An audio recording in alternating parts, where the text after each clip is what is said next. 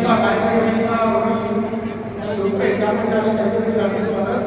कम्युनिटीचे अध्यक्ष आरोग्य साहेब आणि फर्स्ट लेडी उमाजी साहेब हार्दिक स्वागत.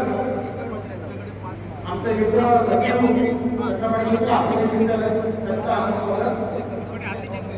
मोठ्या प्रमाणावर प्रसिद्धी माध्यमाचे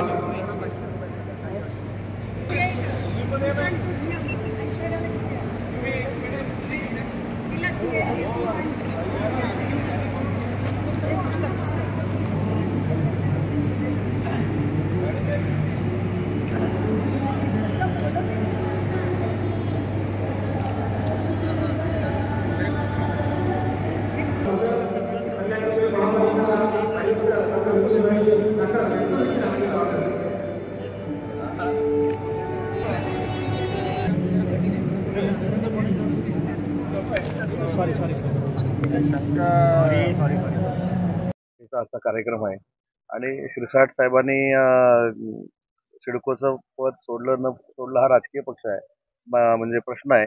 मला असं वाटतं की याच्यासाठी रोज आम्ही उपलब्ध असतो. आजचा कार्यक्रम मराठी भाषेचा आहे, मराठी संस्कृती जपण्याचा आहे.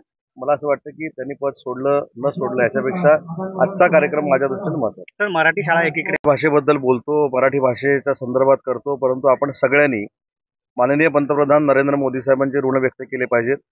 कारण आपली जी इतिहासकालीन मागणी होती की आपल्या मराठी भाषेला अभिजात भाषेचा दर्जा मिळाला पाहिजे, ते आपलं स्वप्न आदरणीय नरेंद्र मोदी साहेबांनी 4 ऑक्टोबरला पूर्ण केलं. त्याच्यामुळं मराठीच्या उद्धारासाठी मराठी भाषा आहे त्याच्यापेक्षा लोकांपर्यंत पोहोचवण्यासाठी जे काही निधीची उपलब्धता होईल किंवा अनेक उपक्रम आपल्याला केंद्र सरकारकडनं मिळतील, त्याच्यामुळे जगातली 1 नंबरची भाषा मराठी करण्याच्या दृष्टीनं आपण वाटचाल करू. मराठी भाषेमधनं खरं तर शालेय शिक्षणाचे कुठं प्रोव्हिजन नाही. शालेय शिक्षण विभागामार्फतच हे केलं पाहिजे. आणि आमचं सगळ्यांचं, मी इथे आहे, चव्हाण साहेब इथे आहेत, आमचं सगळ्यांचं मत असं आहे की मराठी शाळा जी आहे, जिल्हा परिषद ही शाळा आहे, ती प्रायव्हेट शाळेच्या तोडीची बनली पाहिजे, तरच विद्यार्थी आपल्याकडे येतील.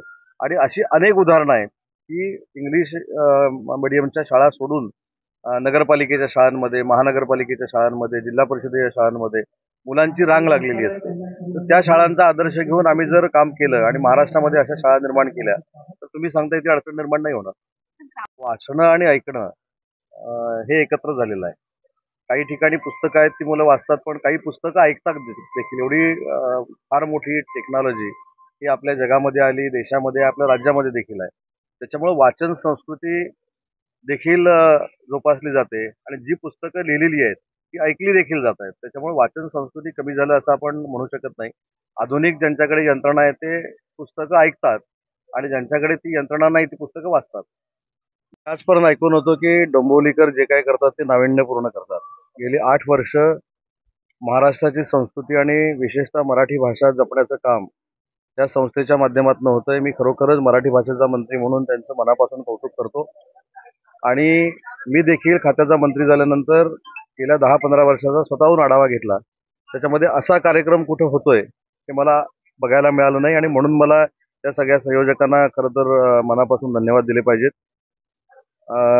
त्यांच्याशी चर्चा करून मग मी नंतर आपल्याशी बोलणार होतो, परंतु माझा प्रस्ताव या संस्थेला एक शासन म्हणून असा आहे की ज्या ज्या ठिकाणी मराठी विश्वसंमेलन होतात त्या ठिकाणी शासनाला या सगळ्या मंडळींनी जर सहकार्य केलं तर हा अदलाबदलाचा जो कार्यक्रम आहे पुस्तकाचा, हा महाराष्ट्रभर जाऊ शकतो.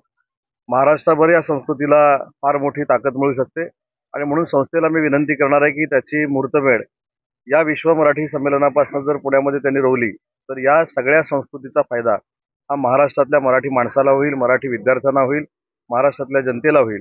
आणि म्हणून ज्या ठिकाणी हे तर 9वं वर्ष आहे, 8वं 9वं वर्ष आहे, परंतु माझी त्यांना विनंती आहे की विश्व मराठी संमेलनामध्ये त्यांनी हा जर कार्यक्रम केला तर त्याच्यावर खर्चाचा बोजा काय त्यांच्यावर येणार नाही. मराठी भाषा म्हणून आम्ही सगळे करू. परंतु एखादी संस्था किती ताकदीचा कार्यक्रम मराठीसाठी करतं हे नुसत्या महाराष्ट्राला नाही तर देशाला आणि जगाला कळेल.